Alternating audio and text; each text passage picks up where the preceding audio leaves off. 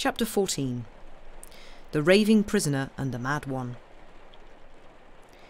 Approximately 1 year after the return of Louis XVIII, the Inspector General of Prisons paid a visit. Dantes heard all the trundling and grinding of preparations from the depth of his cell. There was a great deal of commotion upstairs, but the noise would have been imperceptible below for any ear other than that of a prisoner who was accustomed to hearing, in the silence of the night, the sound made by a spider spinning its web, or the regular fall of a drop of water which took an hour to gather on the ceiling of his dungeon. He guessed that among the living something exceptional was taking place. He had lived so long in the tomb that he might justifiably have considered himself dead.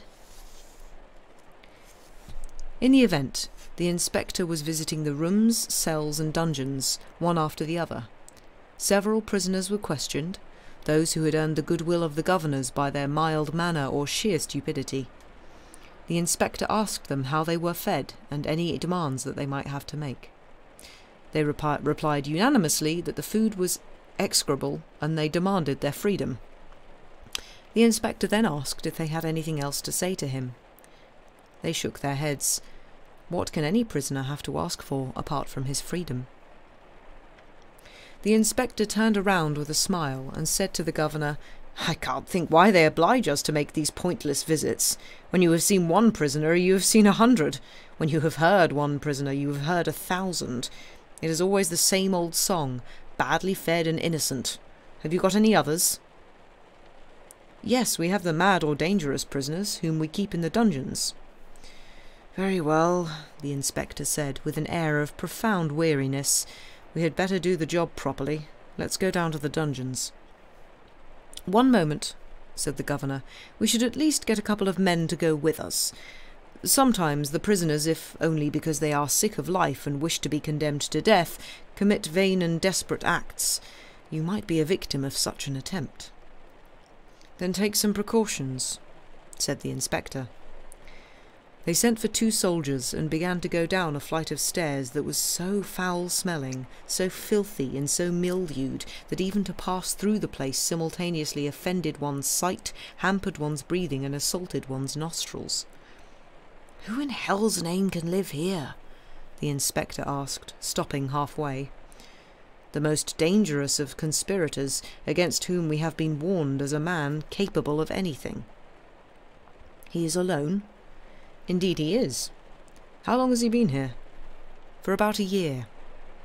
"Was he thrown into this dungeon as soon as he arrived?" "No, monsieur, only after he had attempted to murder the turnkey who brought him his food." "He tried to kill a turnkey?" "The same one who is holding the lamp. Isn't that so, Antoine?" the governor asked. "He did want to kill me, for sure," the turnkey answered. "Well, I never. Is the man mad?" "Worse than that," said the turnkey. "He's a devil." "Would you like me to make a complaint about him?" the inspector asked the governor. "There is no need, monsieur. He is being punished enough as it is. In any case, he is already close to madness, and, judging by what we have observed, in another year he will be quite insane." "Well, so much the better for him," said the inspector. "When he is altogether mad, he will suffer less."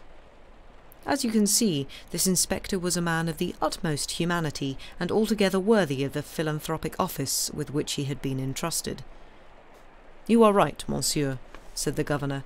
"Your remark proves that you have given the matter a good deal of thought. As it happens, in a dungeon not more than 20 feet away from this one, which is reached by another staircase, we have an old abbé, a former leader of a faction in Italy, who has been here since 1811, and who lost his wits around the end of 1813. Since then he has been physically unrecognizable. He used to weep, now he laughs. He was growing thin, now he is putting on weight. Would you like to see him instead of this one? His madness is entertaining. It won't depress you." "I'll see them both," replied the inspector. "We must be conscientious about our work." He was carrying out his very first tour of inspection, and wanted to make a good impression on the authorities. "Let's go in here first," he added. "Certainly," said the governor, indicating to the turnkey that he should open the door. Dantes was crouching in a corner of the dungeon where he had the unspeakable happiness of enjoying the thin ray of daylight that filtered through the bars of a narrow window. Hearing the grating of the massive locks and the screech of the rusty doorpost turning in its socket, he looked up. At the sight of a stranger, lit by two turnkeys with torches, who was being addressed by the governor, hat in hand, together with two soldiers, Dantes guessed what was going on, and, seeing at last an opportunity to petition a higher authority, leapt forward with his hands clasped. The soldiers immediately crossed their bayonets, thinking that the prisoner was rushed towards the inspector with some evil intent. The inspector himself took a step backwards.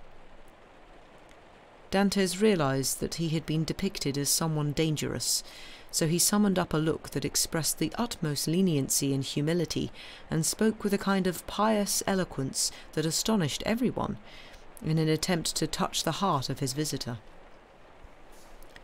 The inspector listened to what Dantes had to say until he had finished. Then, turning to the governor, he whispered, "He has the makings of a religious devotee. Already he is inclined to more benevolent feelings. You see, fear has had an effect on him. He recoiled from the bayonets while a madman recoils at nothing. I have done some interesting research on the subject in Charenton." Then, turning back to the prisoner, he said, "Tell me briefly, what do you want?" "I want to know what crime I have committed. I am asking for judges to be appointed to my case and for a trial to be held. Finally, I am asking to be shot if I am guilty, but equally to be set free if I am innocent." "Are you well fed?" asked the inspector. "Yes, I think so. I don't know. It is of little importance. What is important, not only for me, a wretched prisoner, but also for all those officials who administer justice, and for the king who rules us, is that an innocent man should not be the victim of an infamous denunciation and die behind bars, cursing his tormentors." "You are very submissive today," said the governor. "You are not always like this. You spoke in quite a different manner, my good friend, the day when you tried to beat the life out of your warder." "That is true, monsieur," Dantes said, "and I humbly ask the forgiveness of this man, who has always been kind to me. But what do you expect? I was mad, I was raging." "Not any longer?" "No, monsieur. Captivity has bowed me, broken me, demolished me. I have been here for so long." "So long? When were you arrested?" asked the inspector. "On the 28th of February, 1815, at 2 in the afternoon. The inspector made a calculation. "It is now July the 30th, 1816. So what do you mean? You have been a prisoner for only 17 months. "Only 17 months?" Dantes repeated. "Oh, monsieur, you do not know what 17 months are in prison. 17 years, 17 centuries, above all for a man like myself, who was on the brink of happiness, for a man like myself who was about to marry a woman whom he loved, for a man who could see an honourable career ahead of him, and who was deprived of it all in a moment, who, from the most glorious day, was plunged into the deepest night, who saw his career destroyed, who does not know if the woman who loved him does so still, who cannot tell if his old father is alive or dead.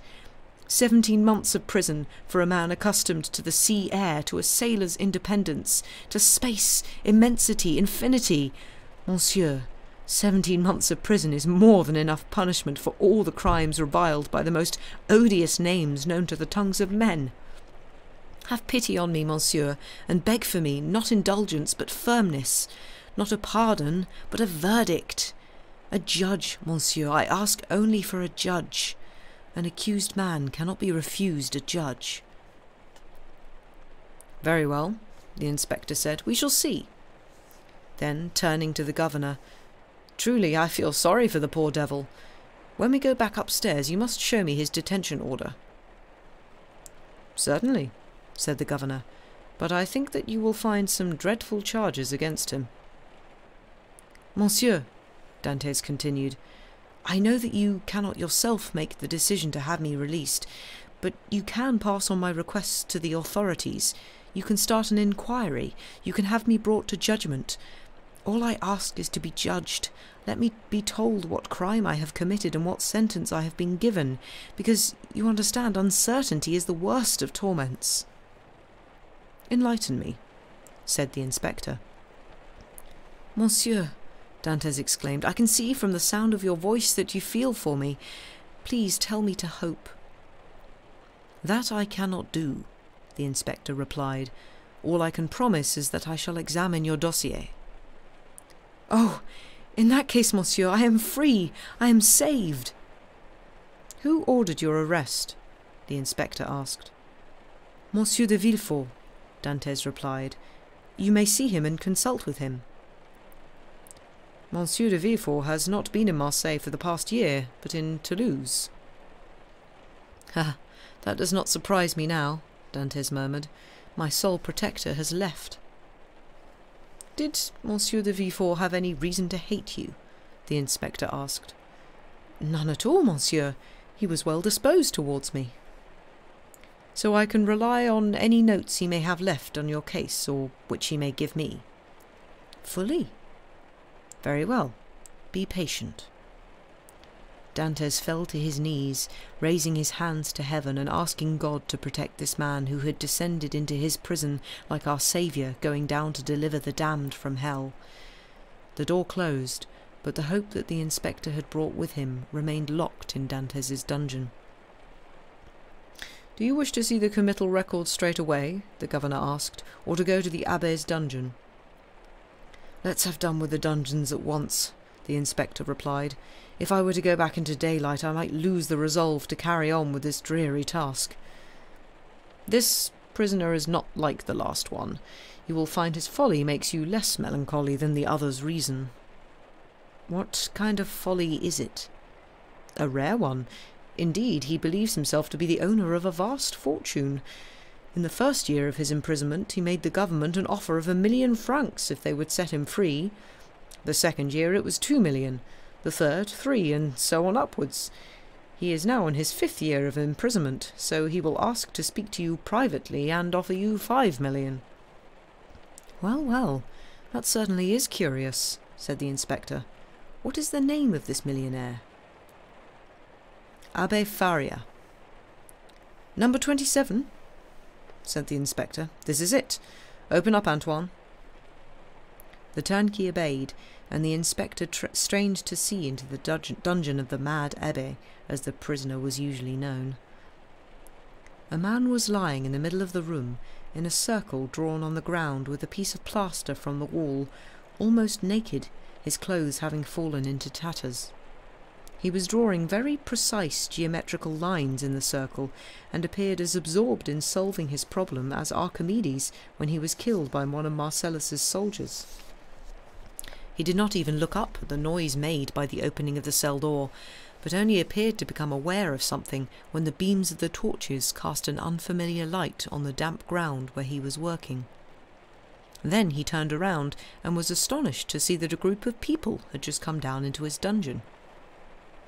He immediately leapt to his feet, took a blanket from the foot of his miserable bed, and hurriedly wrapped it around him to appear more decently dressed in front of these strangers.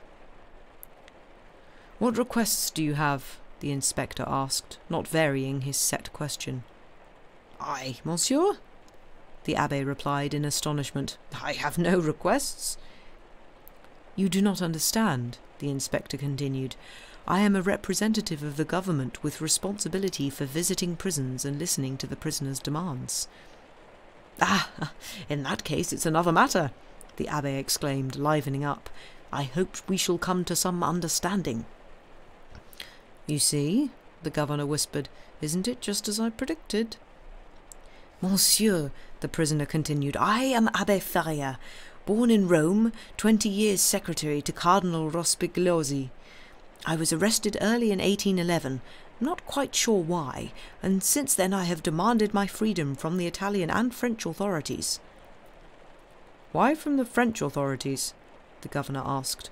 "Because I was arrested in Piombino, and I assume that, like Milan and Florence, Piombino is now the capital of some French department." The inspector and the governor looked at one another and laughed. "Well, I never," the inspector said. "My friend, your news of Italy is rather stale." "It dates from the day of my arrest, but since His Majesty the Emperor had just created the Kingdom of Rome for the son that heaven had sent him, I assume that he has pursued his conquests to realise the dream of Machiavelli and Cesare Borgia, and united the whole of Italy in one single kingdom." "Fortunately," the inspector said, "Providence has somewhat modified that ambitious plan, though you appear to me to support it quite enthusiastically." "It is the only means by which Italy can become a strong, independent and prosperous state," the abbé replied. "Perhaps so," the inspector said, "but I have not come to debate ultramontane politics with you. I am here to ask, as I have already done, whether you have any complaints about your food and conditions." "The food is like that in all prisons," the abbé answered. "In other words, vile. As for my lodging, you can see for yourself. It is damp and unhealthy, but nonetheless quite acceptable for a dungeon. However, all that is beside the point. I have something of the greatest significance and the most vital importance to reveal to the government." "Here it comes," the governor whispered to the inspector. "That is why I am pleased to see you," the abbé went on, "even though you have disturbed me in a most important calculation which, if it were to succeed, might alter the Newtonian system. Could you grant me the favour of a private interview?" "There, what did I tell you?" the governor asked the inspector. "You know your man," the latter answered, smiling. Then, turning to Faria, he said, "Monsieur, what you ask is impossible." "Even so, monsieur," the abbé insisted, "what if it were a matter of the government gaining a huge sum of money, a sum of 5 million francs, for example?" "Well, well," the inspector said, turning to the governor, "you even guessed the amount." "One moment," the abbé went on, seeing the inspector make a movement towards the door. It is not necessary for us to be entirely alone. The governor could hear what I have to say." "My dear friend," the governor said, "unfortunately we already know by heart what you will tell us. You are thinking of your treasure, aren't you?" Faria looked at the scornful man with eyes in which any disinterested observer would surely have seen the light of reason and truth. "Of course," he said. "What else should I talk about if not that?" "My dear inspector," the governor continued, "I can tell you the story as well as the abbé himself, after hearing it over and over during the past 4 or 5 years. "That only goes to show, governor," the abbé said, "that you are not like those that you are like those men in the scriptures who have eyes but see not, and who have ears but will not hear." "Monsieur," the inspector said, "the government is rich, and, thank heavens, has no need of your money. Keep it for the day when you get out of prison." The abbé's eyes dilated, and he grasped the inspector's hand. "But if I don't get out of prison? Suppose that, contrary to all notions of justice, they should keep me in this dungeon, and I should die here without bequeathing my secret to anyone, then the treasure will be lost. Isn't it better for the government to profit by it, and for me to do so? I shall go up to 6 million, monsieur. Yes, I would give away 6 million, be satisfied with the remainder if they would set me free." "I swear that if one did not know this man was mad," the inspector said under his breath, "he speaks with such conviction that you would believe he was telling the truth." "I am not mad, monsieur, and I am telling the truth," Faria replied, having picked up every word that the governor said with the acuteness of hearing that is peculiar to prisoners. "The treasure I mention really does exist, and I am ready to sign an agreement with you, under which you will take me to a place that I shall designate, have the earth dug up in our presence, and, if I am lying, if nothing is found, if I am mad, as you say, then you can bring me back to this same dungeon, where I shall remain forever, and die without asking for anything further from you or from anyone else." The governor burst out laughing. "Is it a long way to your treasure?" he asked. "About 100 leagues from here," Faria said. "It is a clever idea," said the governor. "If every prisoner was to take his warders on a wild goose chase for 100 leagues, supposing the warders agreed to it, there is a good chance that the prisoner would manage to take to his heels as soon as he had the opportunity, which would no doubt occur in the course of such a journey." "It's an old trick," said the inspector, "and this gentleman cannot even claim to have invented it for himself." Then he turned back to the abbé. "I asked you if you were well fed." "Monsieur," Faria replied, "swear to me in Christ's name to set me free if what I have told you is the truth, and I shall tell you the place where the treasure is buried." "Are you well fed?" the inspector insisted. "But in this way you take no risk. You can see that it is not in order to contrive some opportunity to escape, since I shall remain in prison while the journey is made." "You haven't replied to my question," the inspector repeated impatiently. "And you haven't replied to my request," cried the abbé. "Then be damned, like the other idiots who refuse to believe me. You don't want my gold, then I shall keep it. You deny me my freedom, then God will give it to me. Go, I have nothing more to say." Throwing off his blanket, he picked up his scrap of plaster and once more sat down in the middle of his circle, where he went back to his lines and his sums. "What is he doing?" the inspector asked at the door. "Counting his treasure," the governor answered. Faria's reply to this sarcastic remark was a look of the most sovereign contempt. They went out, and the jailer locked the door behind them. "Perhaps he did have some treasure after all," the inspector said on his way up the stairs. "Or dreamed about it," the governor replied, "and woke up the next morning mad." "Of course," the inspector remarked, with the naivety of the corrupt, "if he had really been rich, he would not be in prison." For Abbé Faria, that was the end of the adventure. He remained a prisoner, and, following the inspector's visit, his reputation as an entertaining imbecile was greater than ever. Those great treasure hunters, Caligula and Nero, searchers after the unattainable, would have listened to the poor man's words and given him the opportunity that he wanted, the space that he valued so highly, and the freedom for which he was ready to pay so great a price. But kings today, confined within the limits of probability, no longer possess the audacity of willpower. They are afraid of the ears that listen to their orders and the eyes that watch whatever they do. They no longer have any sense of the superiority of their divine being. They are men who wear crowns, nothing more. At one time they would have believed themselves, or at least have claimed to be, the sons of Jupiter, and their manners would somehow have reflected those of their father, the god. What happens beyond the clouds is not so easily controlled, but nowadays kings are well within reach. And, as despotic governments have always been loath to exhibit the effects of prison and torture in broad daylight, just as there are few instances of a victim of the Inquisition emerging with broken bones and bleeding wounds, so folly, that ulcer conceived in the mire of dungeons as a result of moral torture, almost always remains carefully hidden in the place of its birth, or else, if it should emerge, does so only to be buried once more in some dark hospital whose doctors can recognize neither the man nor his ideas in the shapeless wreck entrusted to them by its tired jailer. Abbé Faria had gone mad in prison, and was condemned by his very madness to perpetual confinement. As for Dantès, the inspector was as good as his word. On returning to the governor's lodgings, he asked to be shown the committal order.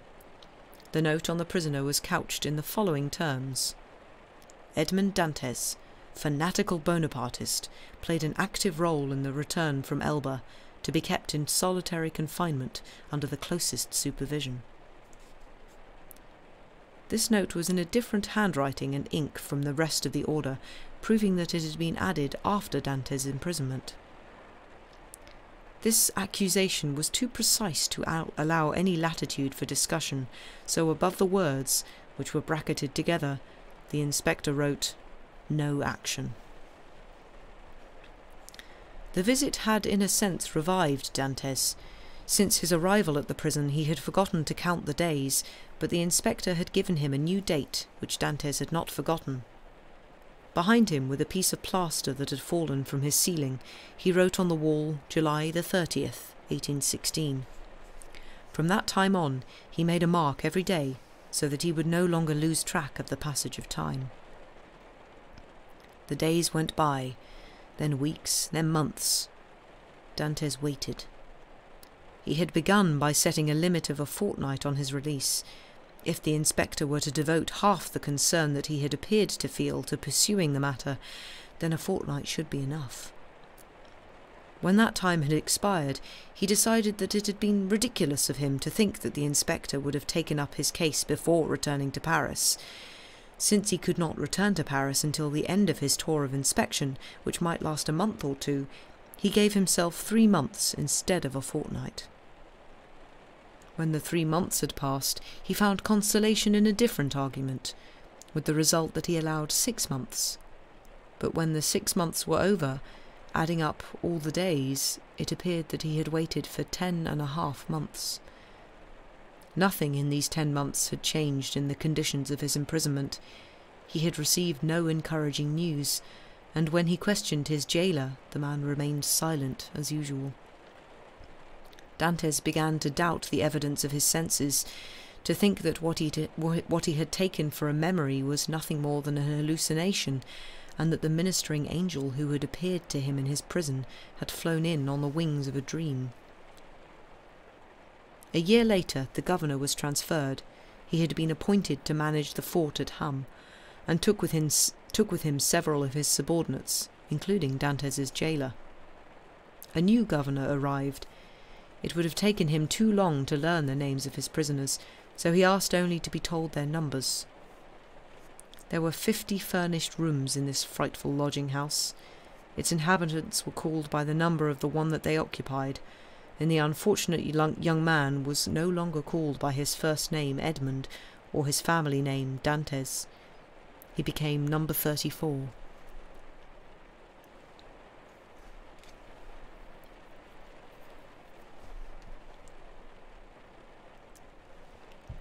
Chapter 15. Number 34 and number 27. Dantes went through all the stages of misery endured by prisoners who are left entombed in prison. He started with pride, which is the product of hope and the knowledge of one's innocence. Then he came to doubt his own innocence, which did a great deal to justify the governor's ideas on mental derangement. Finally, he fell from the summit of his pride and prayed, not to God, but to men. God is the last refuge. Such unfortunates who should begin with our Lord only come to trust in him after exhausting all other sources of hope.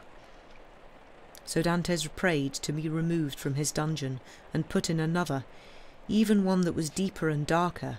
Any change, albeit for the worst, would be a change, and would provide some relief for a few days. He begged to be allowed exercise, fresh air, books, or implements.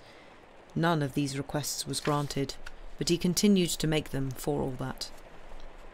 He had become accustomed to talk to his new jailer, even though the man was, if that was possible, more uncommunicative than his predecessor.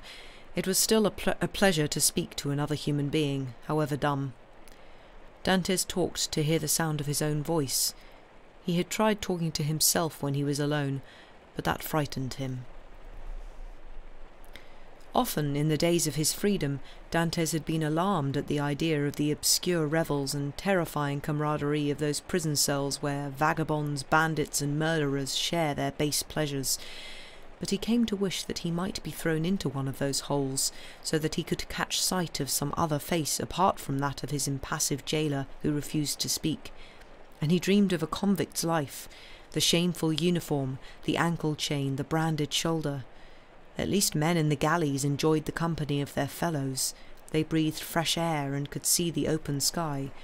Convicts were lucky. One day he begged the jailer to ask for him to be given a cellmate. Anyone, even the mad abbé he had heard about. However rough a jailer's skin, there is always something human beneath. Although he had never shown any sign of it, the jailer had often, in the depth of his heart, pitied this unfortunate young man whose captivity was so harsh.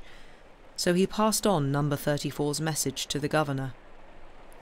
The latter, cautious as a politician, concluded, however, that Dantes wanted to start a riot among the prisoners, devise some plot, or have a friend to help him in an escape attempt. He turned down the request. Dantes had exhausted every human resource. Inevitably, as we said earlier, he turned to God. Every pious notion ever sown in the world and gleaned by some wretch bowed beneath the yoke of destiny now came to refresh his soul. He recalled the prayers that his mother had taught him and discovered a significance in them that he had not previously understood. To a happy man, a prayer is a monotonous composition, void of meaning, until the day when suffering deciphers the sublime language through which the poor victim addresses God. So he prayed, not with fervour, but with fury. Praying aloud, he was no longer frightened by the sound of his own words. He fell into a sort of ecstasy. He saw God radiant in every word he uttered, and confided every action of his humble and abandoned life to the will of this powerful deity, deriving instruction from them, and setting himself tasks to perform. At the end of every prayer he added the self-interested entreaty that men more often contrive to address to their fellows than to God, and forgive us our trespasses, as we forgive them that trespass against us. Despite his fervent prayers, Dante remained a prisoner. So his mind darkened and a cloud formed in front of his eyes. Dantes was a simple, uneducated man. To him the past was covered by a murky veil that can be raised only by knowledge. In the solitude of his dungeon and the desert of his thoughts, he could not reconstruct ages past, revive extinct races, or rebuild those antique cities that imagination augments and poeticizes so that they pass before one's eyes, gigantic and lit by fiery skies, as in Martin's Babylonian scenes. All he had were his own past, which was so short, his present so sombre, and his future so uncertain. 19 years of light to contemplate in what might be eternal darkness. There was consequently nothing to help distract his mind. His energetic spirit, which would have wished for nothing better than to take flight through the ages, was forced to remain trapped like an eagle in a cage. He clung to one idea, that of his happiness, which had been destroyed for no apparent reason by an unprecedented stroke of fate. He refused to release this thought, turning it over and over, as it were consuming it ravenously, like the pitiless Ugolino devouring Archbishop Roger's skull in Dante's Inferno. His faith had been transient, and he lost it, as others do when they achieve success. The difference was that he had not gained by it. Fury followed asceticism. Edmund's curses made his jailer start back in horror. He dashed himself against the walls of his prison and raged against everything around him, himself first of all, at the slightest discomfort caused by a grain of sand, a straw, or a draught. Then it was that he recalled the denunciatory letter that he had seen, that Villefort had shown him, that his hands had touched. Every line blazed on the cell wall, like the Mene, Mene, Tekel, Upharsin at Belshazzar's feast. He decided that it was human hatred and not divine vengeance that had plunged him into this abyss. He doomed those unknown men to every torment that his inflamed imagination could devise, while still considering that the most frightful were too mild, and above all too brief for them. Torture was followed by death, and death brought, if not repose, at least an insensibility that resembled it. He often told himself, thinking of his enemies, that tranquillity was death, and that other means apart from death were needed by whoever wished to inflict a cruel punishment, until eventually he fell into the melancholy quietude of thoughts of suicide. Woe to the man who, sliding into misfortune, is drawn by such dark thoughts. This is one of those dead seas that seem to offer the inviting blue of pure waters, but where the swimmer's feet are sucked into a bituminous mire which draws him, drags him down and swallows him up. Once caught, he is lost if God does not come to his aid, and every effort that he makes pulls him nearer to death. However, this state of moral agony is less fearful than the suffering that precedes it or the punishment that may follow. It is a kind of dizzying comfort to contemplate the open abyss, when, at the bottom of that abyss, lies nothingness. Reaching this point, Edmund found some consolation in the idea. All his sufferings, all his sorrows, and the procession of spectres that follow in their train seemed to take wing and fly from the corner of his prison, where the angel of death might rest his silent foot. Dantes looked with equanimity at his past life, with terror at what was to come, and chose the midpoint that appeared to offer a refuge. Sometimes, he thought at such moments, in my distant voyages, when I was still a man, and when that man, free and powerful, gave orders to others that they carried out, I used to see the sky open, the sea tremble and groan, a storm brewing in some part of the sky and thrashing the horizon with its wings like a giant eagle. Then I would feel that my vessel was nothing but a useless refuge, itself shaking and shuddering, as light as a feather in the hand of a giant. Soon the appearance of some sharp rocks and the awful thundering of the waves against them spoke to me of death, and death appalled me. I strove to escape it, uniting all my strength as a man, and all my skill as a sailor in the struggle against God. All this because I was happy then. To return to life was to return to happiness, because I had not asked for death, I had not chosen it, because finally sleep on a bed of seaweed and pebbles seemed hard to me. I, who believed myself to be a creature made in the image of God, rebelled at the idea of serving after my death as nourishment for seagulls and vultures. But today is different. I have lost everything that could make me love life, and now death smiles at me like a nursemaid to the child she will rock to sleep. Today I die at my own pleasure and go to sleep tired and broken, as I used to fall asleep after one of those evenings of despair and fury when I had counted 3,000 circuits of my room, that is to say 30,000 paces or almost 10 leagues. As soon as this thought had taken root in the young man's mind, he became milder and more amenable. He was more ready to accept his hard bed and black bread. He ate less, no longer slept, and found this remainder of a life more or less bearable, being sure that he could cast it off when he wanted to, like a discarded suit of clothes. There were 2 ways for him to die. The first was simple. It involved fixing his kerchief to one of the bars on the window and hanging himself. The alternative was to pretend to eat and allow himself to die of hunger. Dantes was very loath to adopt the first cause. He had been brought up with a horror of pirates, people who are hanged from the yardarm, so he saw hanging as an ignominious method of execution which he did not want to apply to himself. Consequently, he chose the second way, and began to carry out his decision that very day. Almost 4 years had passed while his mood fluctuated in the way we have described. At the end of the second, Dantes had ceased to count the days and lapsed back into the unawareness of time from which the inspector's visit had roused him. Having said, "I wish to die," and chosen his own death, Dantes had given thought to the implications, and, afraid that he might change his mind, had sworn to himself that he would die in this way. When they bring me my morning and evening meals, he thought, I shall throw the food out of the window, and so appear to have eaten it.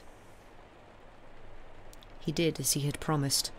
Twice a day he threw his food out of the little barred opening which gave him no more than a glimpse of the sky, first joyfully, then thoughtfully, and finally with regret.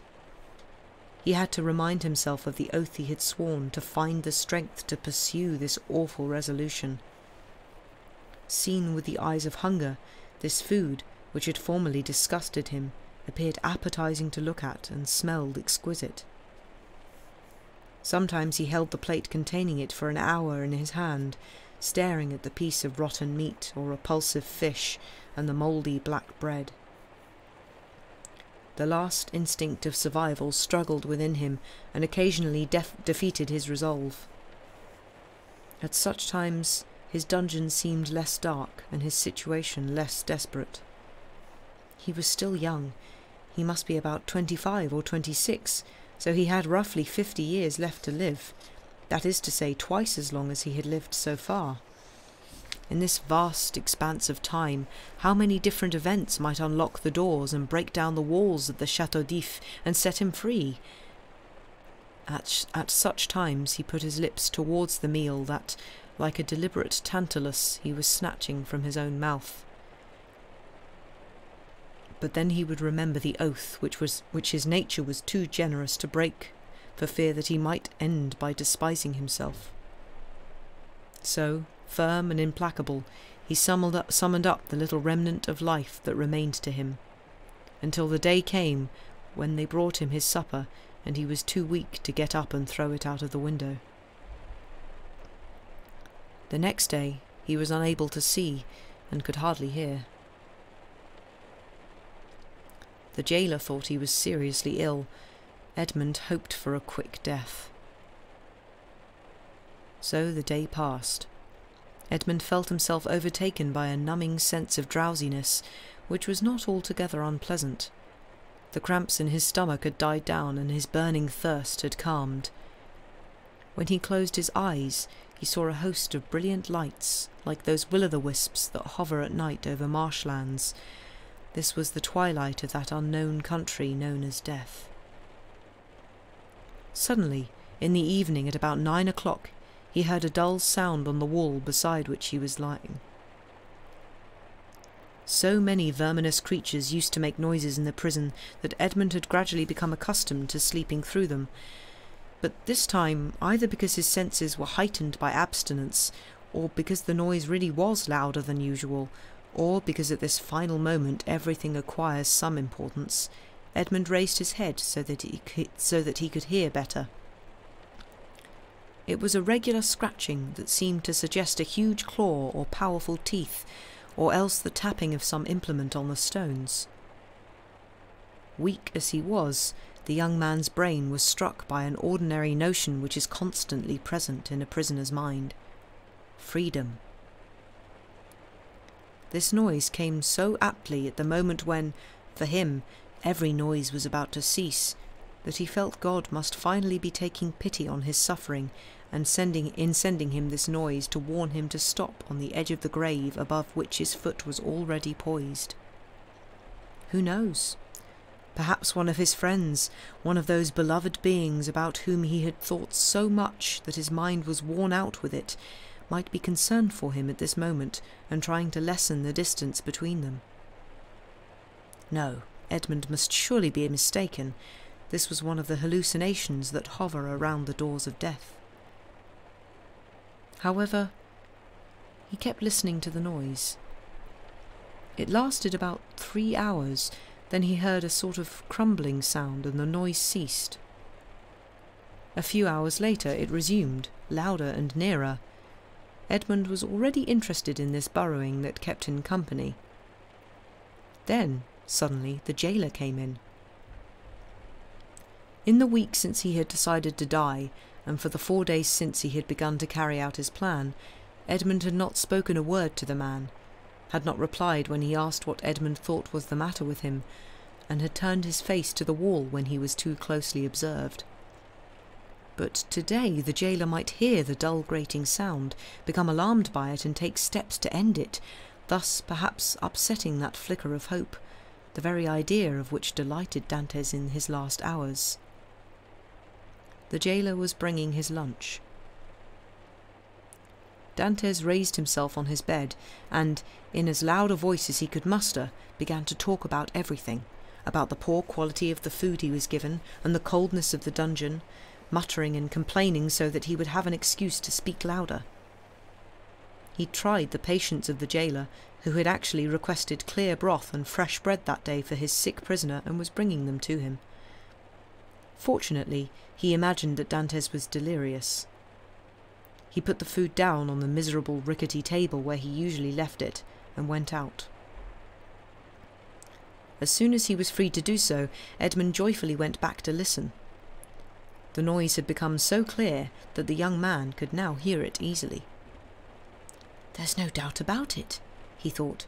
"Since the noise is continuing, even by day, it must be some unfortunate prisoner like myself who is trying to escape. Oh, if only I was beside him! How willingly I would help!" Then, suddenly, a dark cloud passed across this first light of hope. In a mind accustomed to misfortune and unable easily to revert to feelings of joy, the idea struck him that the noise was caused by some workman whom the governor was employing to repair one of the neighbouring cells. It would be easy to find out, but how could he risk asking?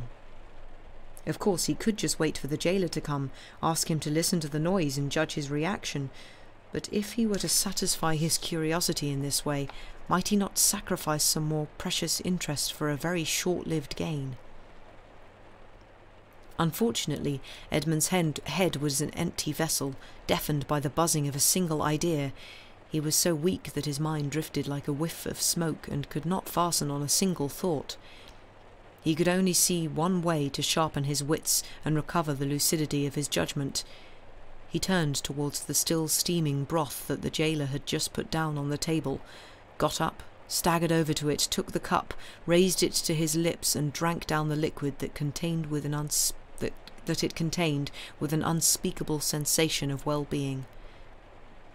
He had the resolution to leave it at that. He had heard that when unfortunate, shipwrecked mariners had been picked up in the last extremity of starvation, they had died after gorging themselves on too much solid food. Edmund put the bread, which he was already raising to his lips, back on the table and returned to his bed. He no longer wished to die. He soon felt that some light was once again penetrating his brain. All his vague and almost indefinable ideas resumed their place on that marvellous chessboard, where perhaps a single extra square is enough to ensure the superiority of men over animals. He was able to think, and to strengthen his thoughts by reasoning. So he told himself, "I must carry out a test, but without compromising anyone. If the person I can hear is an ordinary workman, I have only to knock against the wall, and he will immediately stop what he is doing to try and guess who is knocking and why. But since he will not only be working legitimately, but also to orders, he will soon resume what he was doing. If, on the contrary, he is a prisoner, he will be alarmed by the noise that I make. He will be afraid of being found out, so he will stop work and only come back to it this evening, when he imagines everyone to be in bed and asleep."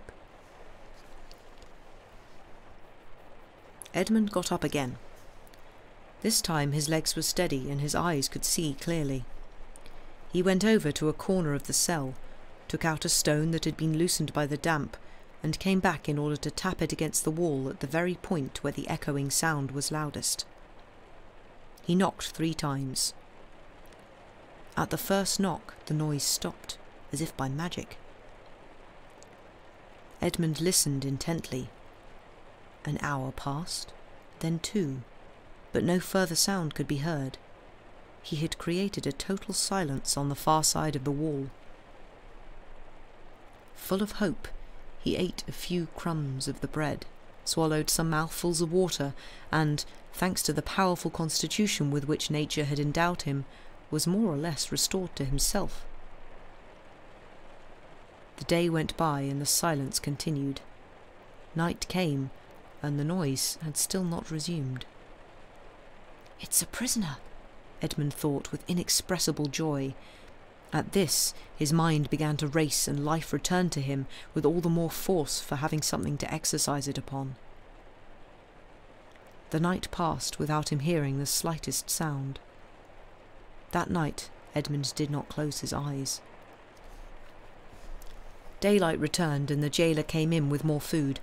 Edmund had already eaten his previous meal and he devoured this one, continually listening out for the noise, which did not come, fearful that it might have ceased forever.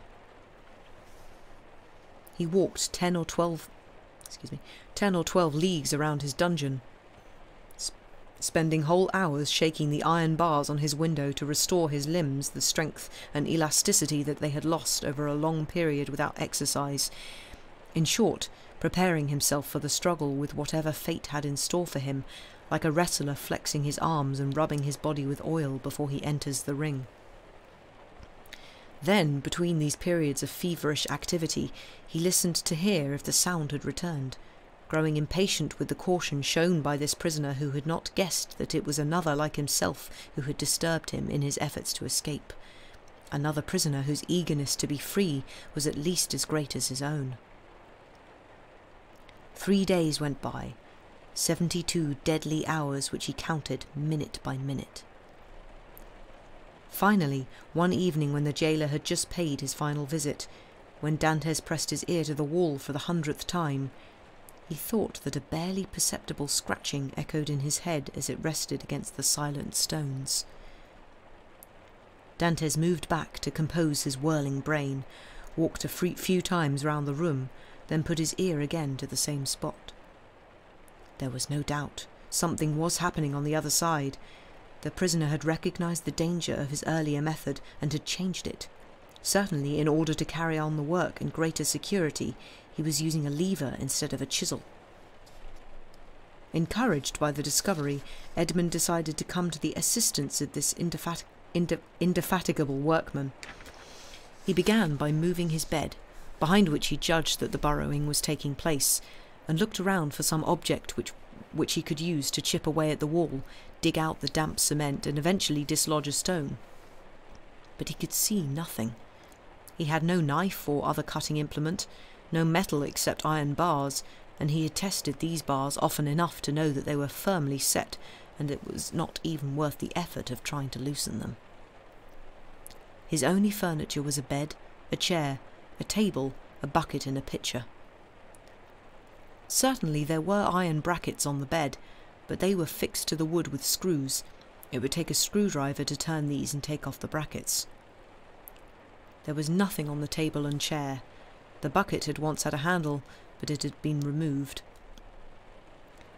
Only one thing remained for Dantes to do, which was to break the pitcher and set to work with one of the earthenware fragments shaped to a point. He swung the pitcher against a stone and it shattered.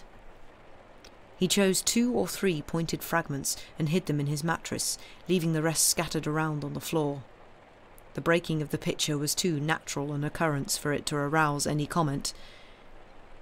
Edmund had the whole night to work, but he made little progress in the dark because he had to feel his way, and he realized that he was blunting his crude implement against a piece of stone harder than it. So he put his bed back and waited for daylight. Recovering hope, he had recovered patience.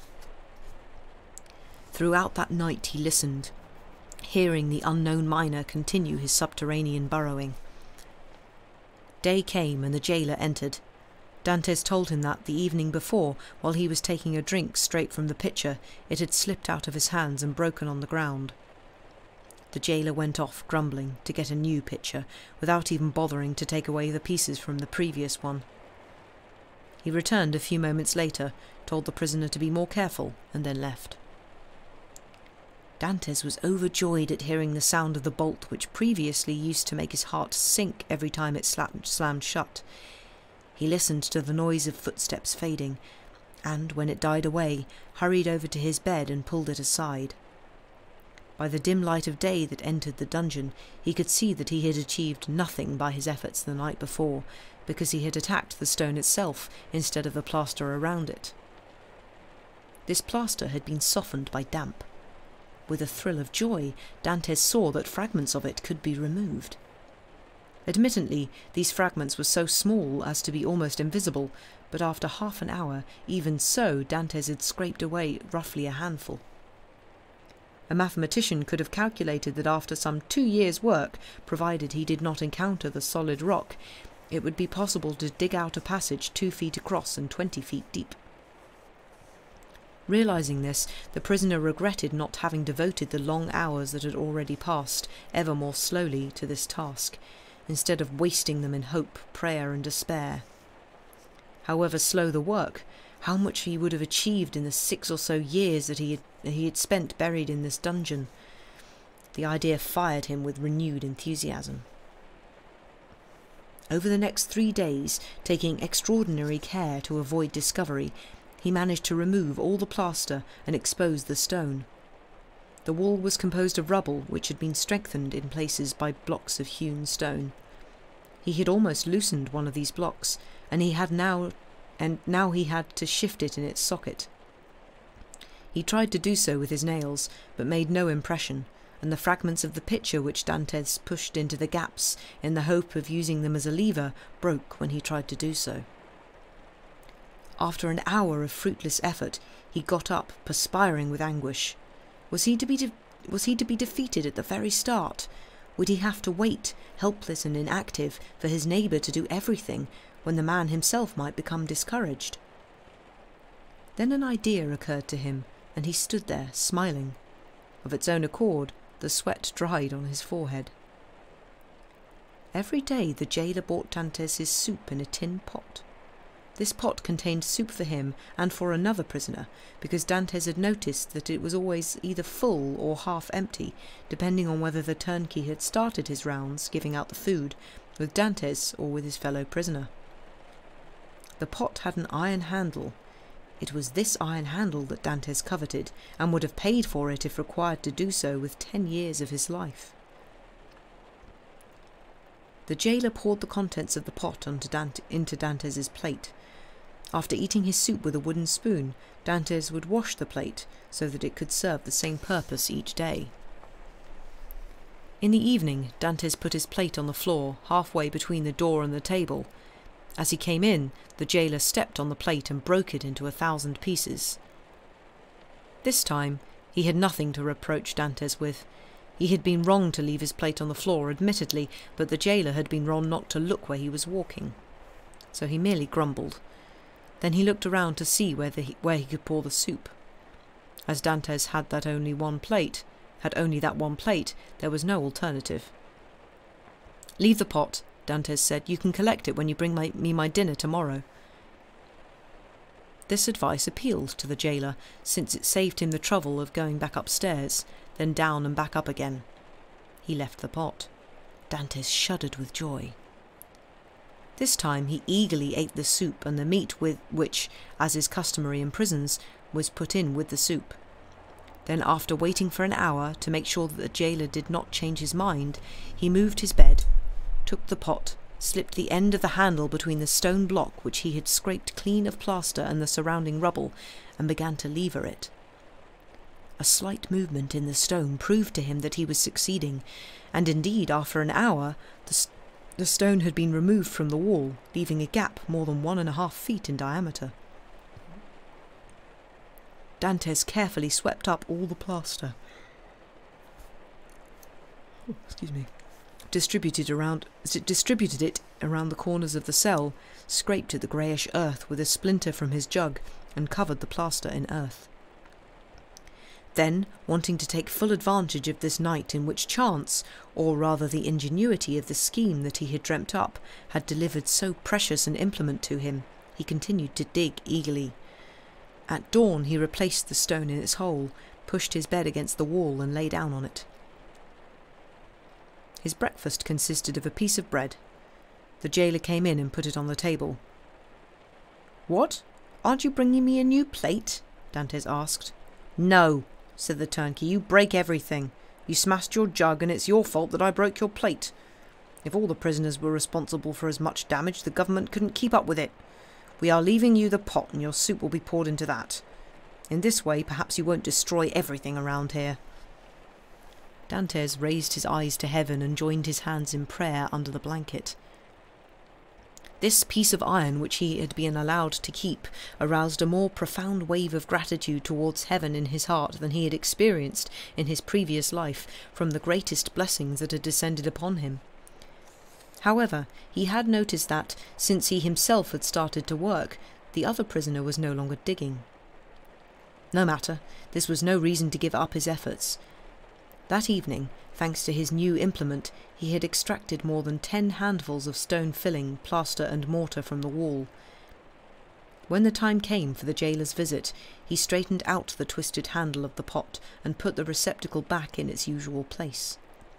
The turnkey poured out the standard ration of soup and meat, or rather of soup and fish, because this happened to be a fast day.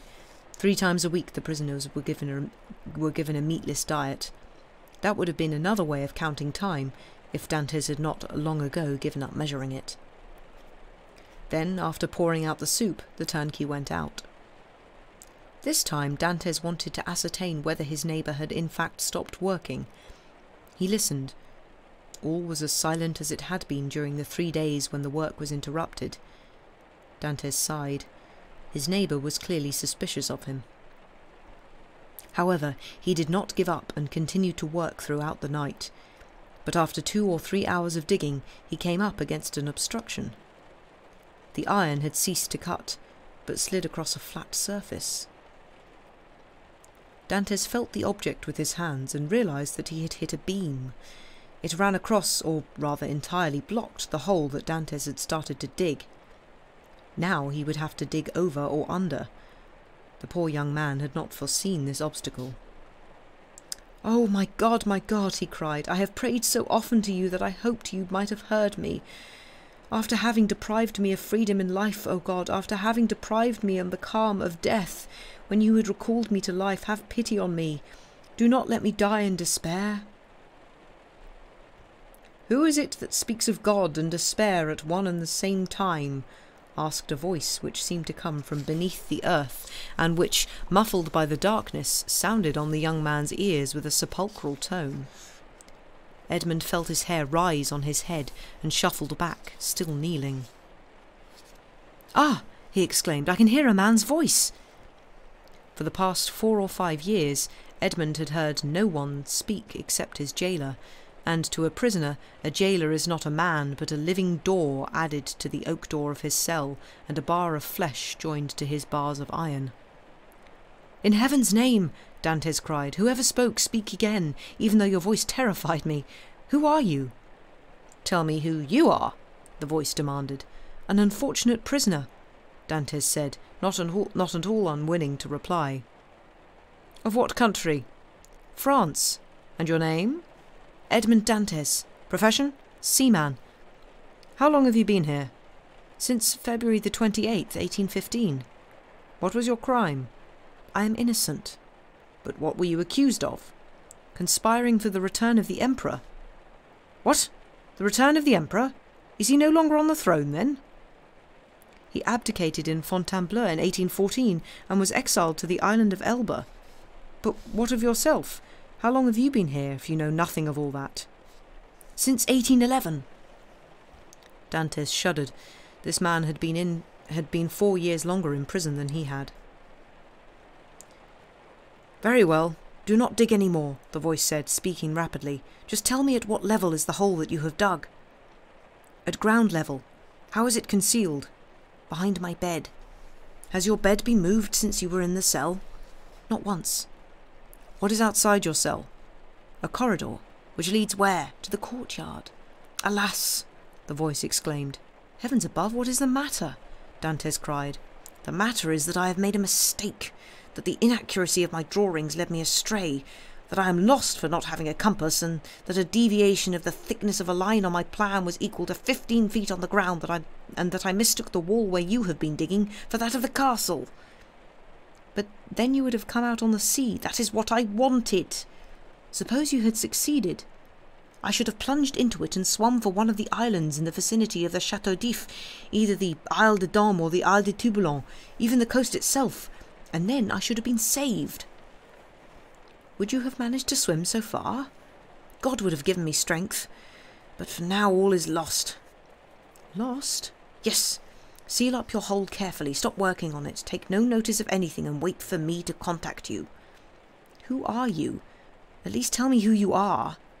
I am number 27. "Don't you trust me, then?" Dantes asked. He thought he heard a bitter laugh make its way through the stonework towards him. "Oh, I am a good Christian," he called, guessing instinctively that the man was thinking of leaving him.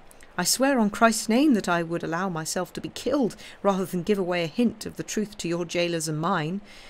But in heaven's name, do not deprive me of your presence. Do not deprive me of your voice, or, I swear it, I shall dash my head against the wall, and you will have my death on your conscience." "How old are you? Your voice sounds like that of a young man." "I do not know my age, because I have no means of measuring time since I have been here. All I know is that I was approaching 19 when I was arrested on February the 18th, 1815. "Not quite 26, the voice muttered. "Very well, then. At that age men are not yet traitors." No, I swear it," Dantes said again. "I have already told you, and I repeat that I would let myself be cut to pieces rather than betray you." "You did well to talk to me, and you did well to beg me, because I was about to change my plans and have nothing to do with you. But I am reassured by your age. I shall join you. Expect me." "When?" "I must calculate the risks. I shall give you a signal." "But you won't abandon me, you won't leave me alone. You will come to me or allow me to go to you. We shall escape together, and if we cannot escape, we shall talk. You of those you love, I of those who are dear to me. You must love someone." "I am alone in the world." "Then you shall love me. If you are young, I shall be your friend. If you are old, your son. I have a father who must be 70 years old if he is still alive. I loved only him and a young woman called Mercedes. My father has not forgotten me, I am sure, but as for her, God knows if she still thinks of me. I shall love you as I loved my father." "Very well," said the prisoner. "Until tomorrow." These few words were said in tones that convinced Dantes. He asked nothing more, but got up, took the same precautions as before with the rubble he had removed from the wall, and pushed his bed back against it. And then he gave himself over entirely to his feelings of happiness. He was certainly no longer going to be alone. He might perhaps even be free. The worst case, should he remain a prisoner, was to have a companion. Captivity shared is only semi-captivity. Sighs united together are almost prayers. Prayers coming from two hearts are almost acts of grace. Throughout the day Dantes came and went in his cell, his heart leaping with joy. From time to time this joy stifled him. At the least noise in the corridor he leapt onto his bed, clasping his chest with his hands. Once or twice his thoughts turned to the fear that he might be separated from this stranger, whom he had already loved as a friend. So he had made up his mind. At the moment when the jailer pushed his bed aside and bent over to examine the opening in the wall, he would crack his head open with the stone on which his jug stood. He knew quite well that he would be condemned to death, but was he not about to die of boredom and despair when that miraculous sound had brought him back to life? In the evening the jailer came. Dantes was on his bed, feeling that there he was better able to guard the unfinished opening. He must have looked at this unwelcome visitor in a peculiar manner, because the man said, "Come, come, are you going mad again?" Dantes did not answer, fearing that the emotion in his voice might betray him. The jailer left, shaking his head. When night came, Dantes thought that his neighbour would take advantage of the silence and darkness to resume their conversation, but he was wrong. The night passed, but no sound came to relieve his feverish expectation. But the following day, after the morning visit, when he had just moved his bed away from the wall, he heard 3 knocks, equally spaced. He fell to his knees. "Is that you?" he said. "I am here." "Has your jailer left?" the voice asked. "Yes," Dantes said. "He will not be back until this evening. We have 12 hours freedom." "So it is safe for me to act?" asked the voice. "Yes, yes, don't delay. Do it now, I beg you." Dantes was half inside the opening, and, at this moment, the portion of the ground on which he was resting his 2 hands seemed to give way beneath him. He plunged back, while a mass of earth, rubble, and broken stones fell away into a hole that had opened up beneath the opening which he himself had made. Then, in the bottom of this dark hole, the depth of which he was unable to assess, he saw a head appear, then some shoulders, and finally a whole man, who emerged with a fair degree of agility from the pit they had dug. And that is where I shall take a break. I hope has the stream been okay? Because I've got two welcome to the chat room things in chat, and I don't know whether that was Twitch being weird or what. But yes, I shall take a break, and I hope it's been fine. Okay. Oh, also, hi Barry. I just waved. I'm doing well today. Also, hello Barry. Nice to see you here. Hope you're well.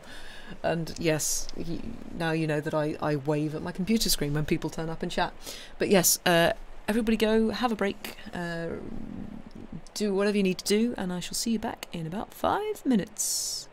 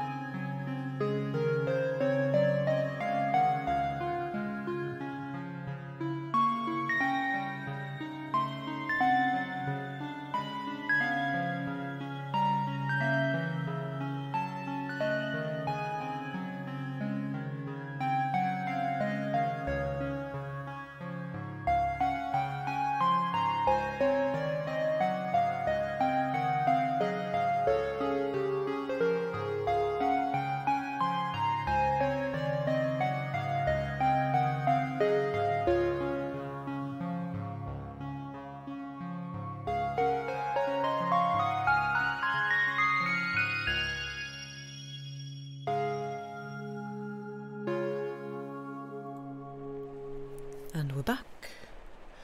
Hello again. I hope everybody has had a nice break. I hope you have done whatever you need to do in a break, and I hope that you have some form of, I don't know, yes, hot beverage and or snack, and are sitting comfortably, or reclining comfortably, or just generally being comfortable. Got a Hugo. Oh, I want ice cream. Which ice cream did you? Is it the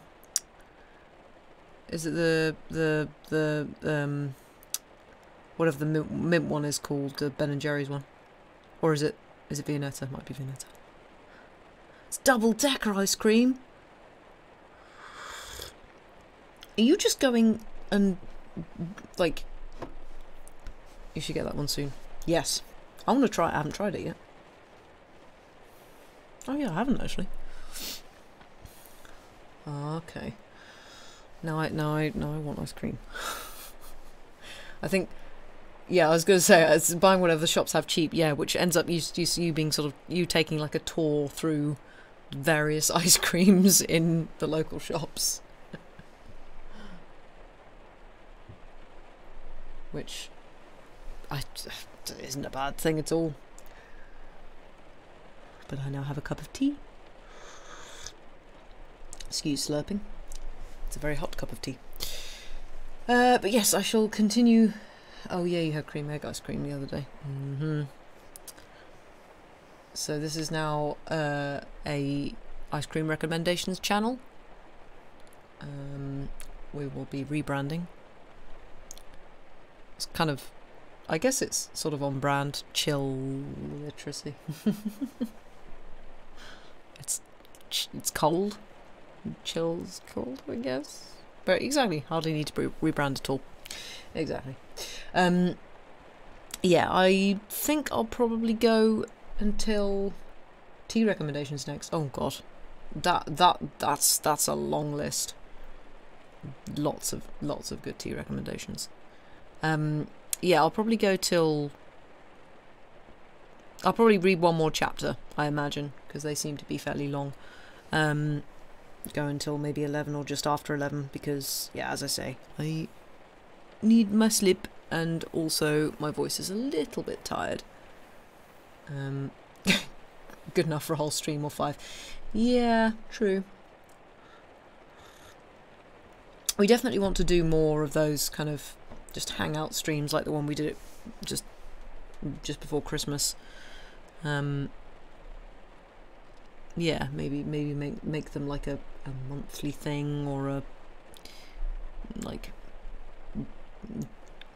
bi-monthly thing, or something like that, because it was nice to sort of just get some recommendations from chat, of things to read, and just hang out with everybody and talk about various bits and bobs.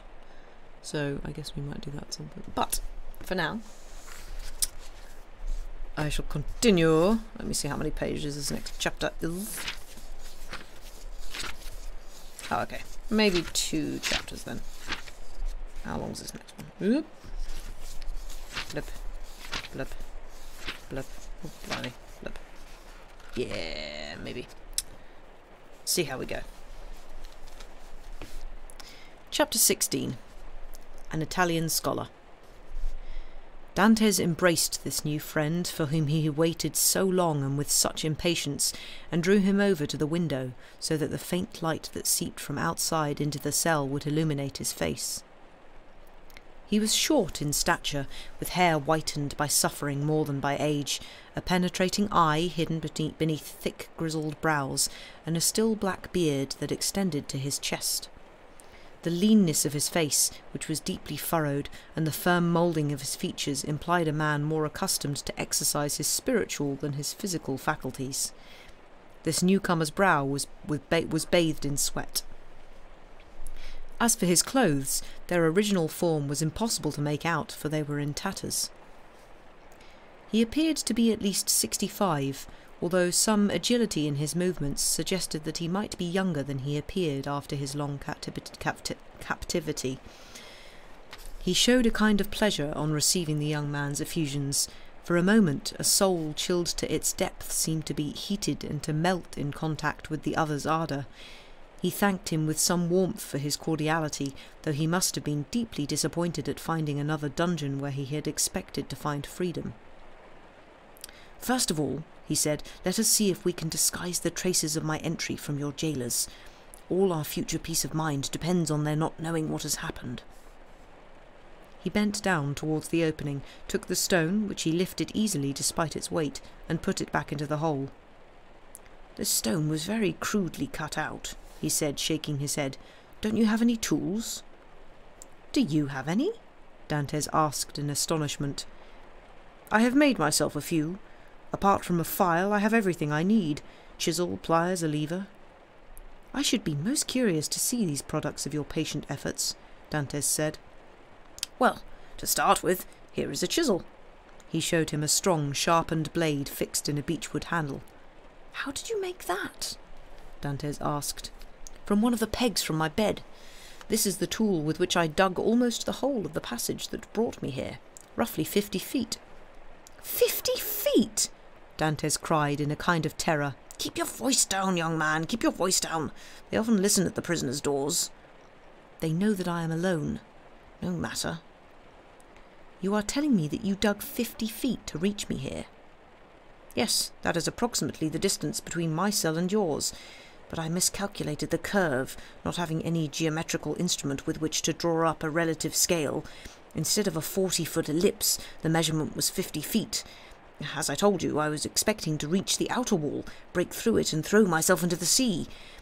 I followed the line of the corridor that runs outside your room instead of going underneath it, and all my labour is in vain because this corridor leads to a courtyard full of guards."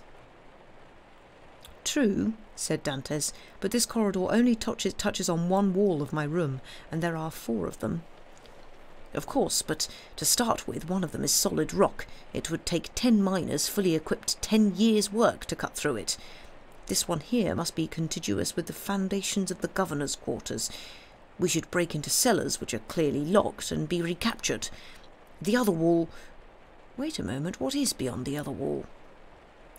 This side of the dungeon was the one with the tiny window through which the daylight shone. The opening narrowed progressively as it went towards the light. Even though a child could not have passed through it, it was furnished with 3 rows of iron bars, which would have reassured the most distrustful jailer as to the impossibility of escape. As he asked the question, the newcomer pulled the table over to the window. "Climb up here," he told Dantes. Dantes obeyed, climbed onto the table and, guessing his companion's intentions, pressed his back against the wall and held out his cupped hands. The man who had taken the number of his cell, and whose true name Dantes still did not know, climbed up with more agility than one might have expected from a man of his age, like a cat or a lizard, first onto the table, then from the table onto Dantes's hands, then from his hands onto his shoulders. Bent double, because the roof of the dungeon prevented him from standing upright, he thrust his head between the first row of bars, and in that way could see outside and downwards. Immediately he drew his head back sharply. Oh, I guessed as much."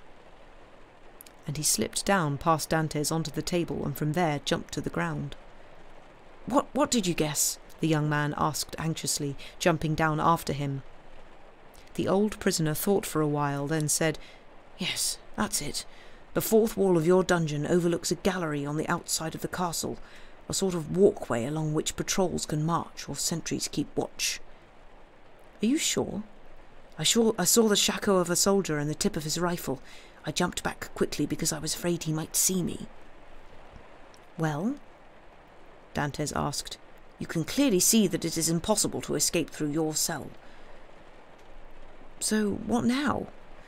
"So let God's will be done," said the old prisoner, a look of profound resignation crossing his face.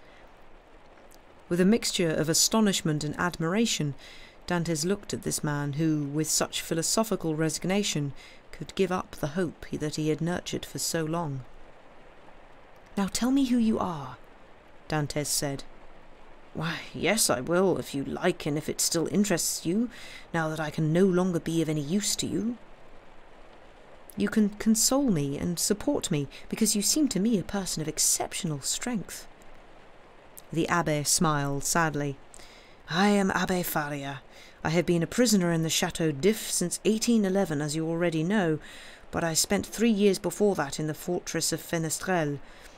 In 1811 I was transferred from Piedmont to France. Then it was that I learned that fate, who at the time appeared to be his servant, had given Napoleon a son, and that while still in his cradle this child had been named King of Rome. At that time I could never have guessed what you told me a moment ago, that 4 years later the Colossus would be overturned. So who rules in France? Napoleon II? No, Louis XVIII. Louis XVIII, brother of Louis XVI. Heaven's decrees are shrouded in mystery. Why did Providence choose to bring down the one whom she had raised up and raise the one she had brought down? Dantès looked at this man, who had momentarily forgotten his own fate so that he might contemplate that of the world. "Yes, indeed, yes," he went on. "It is just as in England. After Charles I, Cromwell. After Cromwell, Charles II. Then perhaps after James II, some son-in-law or other, some relative, some Prince of Orange, a stadtholder who will appoint himself king. And then new concessions to the people, a constitution, liberty. You will see all this, young man," he said, turning to Dantès and examining him with his deep shining eyes like those of a prophet. "You are still young enough. You will see this." "Yes, if I ever get out of here." "That's true," said Abbé Faria. "We are prisoners. Sometimes I forget it, and because my eyes penetrate the walls that enclose me, think myself at liberty." "But why are you imprisoned?" "Me? Because in 1807 I dreamed up the plan that Napoleon tried to carry out in 1811, because, like Machiavelli, I wanted a single great empire, solid and strong, to emerge from all those petty principalities that make Italy a swarm of tyrannical but feeble little kingdoms, because I thought I had discovered my Cesare Borgia in a royal simpleton who pretended to agree with me, the better to betray me. This was the ambition of Alexander VI and Clement VII. It will always fail because they tried in vain, and even Napoleon could not succeed. Without any doubt, Italy is accursed." He bowed his head. Dantès could not understand how a man could risk his life in such a cause. He did indeed know Napoleon, since he had seen and spoken to him, but on the other hand he had no idea who Clement VII and Alexander VI were. He was beginning to share the opinion of his jailer, which was that generally held in the Château d'If. "Aren't you the priest who is said to be ill?" "You mean who is thought to be mad?" "I didn't like to say it," Dantès replied, smiling. "Yes," Faria went on, with a bitter laugh. "Yes, I am the one they think is mad. I am the one who has for so long entertained visitors to the prison, and who would amuse the little children if there were any in this sojourn of hopeless agony." For a short time Dantès did not move or speak. "So you have abandoned any idea of escape?" "I can see that escape is impossible. It is a rebellion against God to attempt something that God does not wish to be achieved." "But why be discouraged? It would be asking too much of Providence if you were to expect to succeed at the first attempt. Why not start out again in a different direction?" "Can you imagine what I have done so far, you who speak about beginning again?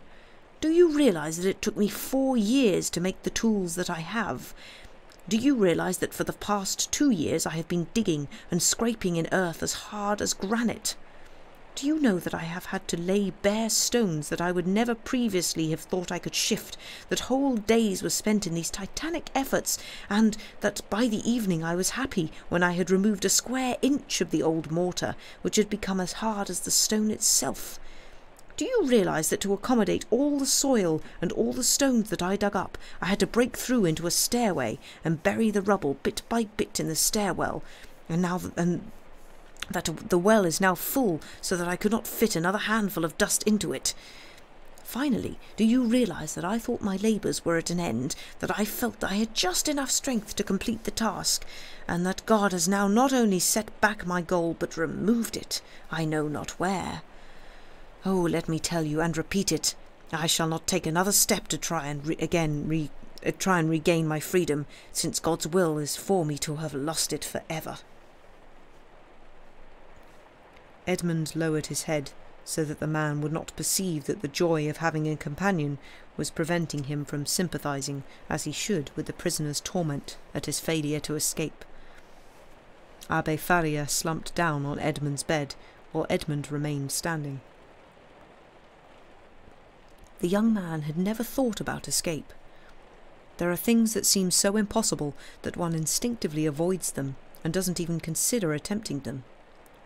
To dig 50 feet beneath the ground, to spend 3 years on this task, only to arrive, if you were successful, at a sheer precipice above the sea, to descend 50, 60, perhaps 100 feet, only to fall and crush your head against the rocks, if the sentries had not already shot you, and even supposing you managed to evade all these dangers, to be faced with swimming a distance of a league.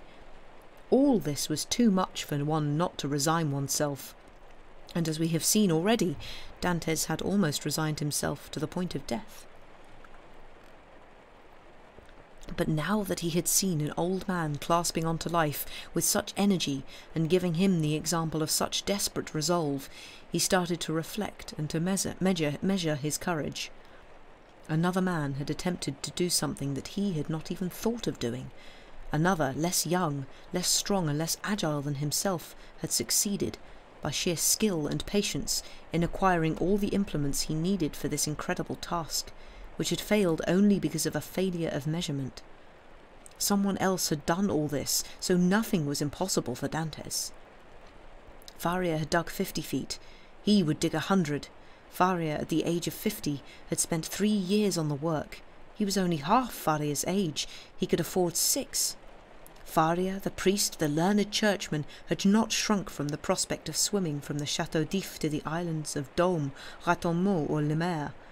So would he, Edmund the sailor, Dantes the bold swimmer, who had so often plunged to the bottom of the sea to fetch a branch of coral. Would he shrink from swimming a league? How long did it take to swim a league? 1 hour? And had he not spent whole hours on end in the sea without setting foot on shore? No.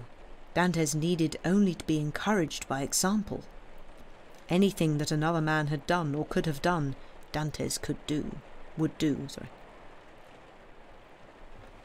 He thought for a moment. "I have found what you were looking for," he told the old man. Faria shivered and looked up with an expression that announced that if Dantes was telling the truth, his companion's despair would be short-lived. "You?" he asked. "Come now, what have you found?" "The tunnel that you dug to reach here from your own cell extends in the same direction as the outer gallery. Is that so?" "Yes." "It can only be some 15 feet away from it?" "At the most." "Well, around the middle of this tunnel we will dig another at right angles to it. This time you will take your measurements more carefully. We will come out onto the exterior gallery. We shall kill the sentry and escape. All we need for this plan to succeed is resolve, and you have that and strength which I have. I say nothing of patience. You have demonstrated it already, and I shall do the same." "One moment," the abbé replied. "My good friend, you do not realize the nature of my resolve, or the use that I intend to make of my strength. As for patience, I have been patient enough in resuming every morning the work that I left the night before, and every night that which I left in the morning. But you must understand this, young man.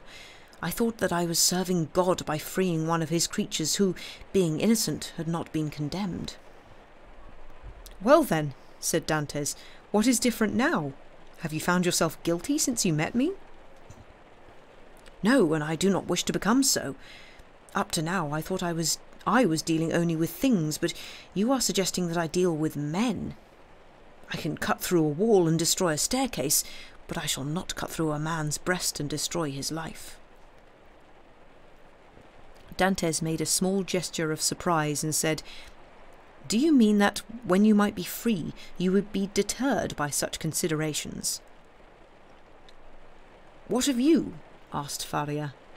"Why have you never bludgeoned your jailer one evening with the leg of your table, then put on his clothes and tried to escape?" I never thought of doing it. Because you have an instinctive horror at the idea of such a crime, to the point where it has never even entered your head, the old man continued. For in simple and permitted matters, our natural appetites warn us not to exceed the boundaries of what is permissible for us. The tiger, which spills blood in the natural course of things, because this is its state of being, its destiny, needs only for its sense of smell to inform it that a prey is within reach. Immediately it leaps towards this prey, falls on it and tears it apart. That is its instinct which it obeys. But mankind, on the contrary, is repelled by blood. It is not the laws of society that condemn murder, but the laws of nature. Dantes was struck dumb. This was indeed the explanation of what had gone on, without him knowing it, in his mind, or rather in his soul. Some thoughts come from the head, others from the heart. Moreover, Faria went on, in the course of nearly 12 years that I have spent in prison, I have mentally gone over all famous escapes. Only very rarely do they succeed. Fortunate escapes, those which succeed fully, are the ones that have been prepared carefully and over a long period of time. That is how the Duc de Beaufort escaped from the Château de Vincennes, Abbé de Beaucois from the Fort l'Évêque, Latude from the Bastille. There are also some opportunities that occur by chance. Those are the best. Let us await such an opportunity, and believe me, if it comes, let us take advantage of it. You were able to wait, said Dantes, sighing.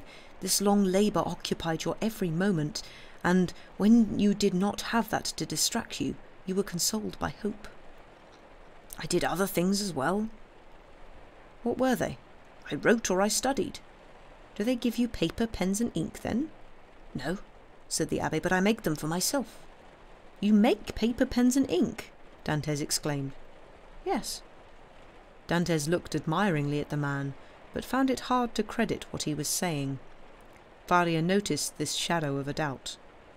When you come to visit me, he said, I shall show you a whole book, the product of the thoughts, the research and meditations of my entire life, which I contemplated writing in the shadow of the Colosseum in Rome, beneath the column of St. Mark's in Venice, on the banks of the Arno in Florence, and which I never suspected that my jailers would one day leave me ample time to complete between the four walls of the Château d'If. It is a treatise on the prospects for a general monarchy in Italy. It will make one large in-quarto volume. You have written it on 2 shirts. I have invented a preparation that makes linen as smooth and even as parchment. So you are a chemist? A little. I knew Lavoisier, and I am a friend of Cabanilles. But for such a work you must have needed to do historical research. Do you have any books? In Rome I had nearly 5,000 volumes in my library. By reading and rereading them, I discovered that 150 books, carefully chosen, give you, if not a complete summary of human knowledge, at least everything that is useful for a man to know. I devoted 3 years of my life to reading and rereading these 150 volumes, so that when I was arrested I knew them more or less by heart. In prison, with a slight effort of memory, I recalled them entirely. So I can recite to you Thucydides, Xenophon, Plutarch, Livy, Tacitus, Strada, Jornades, Dante, Montaigne, Shakespeare, Spinoza, Machiavelli, and Bossuet. I mention only the most important. But that must mean you know several languages. I speak 5 living languages: German, French, Italian, English, and Spanish. I can understand modern Greek with the help of ancient Greek, but I speak it poorly. I am studying it now. You are studying it? Dantes exclaimed. Yes, I have compiled a vocabulary of the words that I know, and have arranged them, combined them, turned them one way, then the other, so as to make them sufficient to express my thoughts. I know about 1,000 words, which is all I absolutely need, though I believe there are 100,000 in dictionaries. Of course I shall not be a polished speaker, but I shall make myself understood perfectly, which is good enough. Increasingly astonished, Edmund began to consider this man's faculties almost supernatural. He wanted to catch him out on some point or other, so he went on. But if they did not give you a pen, With what did you manage to write this huge treatise? I made very good pens, which would be found superior to ordinary ones if the substance was known, out of the soft bones from the heads of those big whiting that they sometimes serve us on fast days. In this way I always looked forwards to Wednesdays, Fridays and Saturdays, because they offered me at least a hope of increasing my stock of pens. I have to admit that my historical work is my favourite occupation. When I go back to the past, I forget the present. I walk free and independently through history, and forget that I am a prisoner. But ink, Dantes said. How did you make ink? There used to be a chimney in my dungeon, Faria said. This chimney was doubtless blocked up some time before my arrival, but previously fires had been built there for many years, so the whole of the inside was coated with soot. I dissolve the soot in part of the wine that they give me every Sunday, and it makes excellent ink. For particular notes which must stand out from the text, I prick my fingers and write with my blood. And when can I see all this? Dantes asked. Whenever you wish, Faria replied. At once, the young man exclaimed. Then follow me, said the abbé, and he disappeared down the underground passage. Dantes followed him. I think I shall stop there because the next chapter's rather long.